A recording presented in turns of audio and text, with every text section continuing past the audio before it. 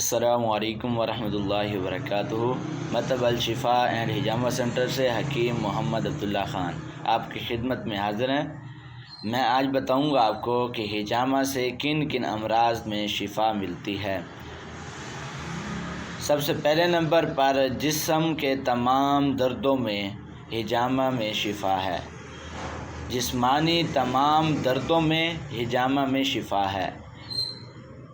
دردوں میں اعصابی درد، پٹھوں کا درد اور اسی طرح کمر کا درد اور شیاٹیکا پین، عرق النساء کا درد، ان تمام دردوں کا علاج ہجامہ میں ممکن ہے۔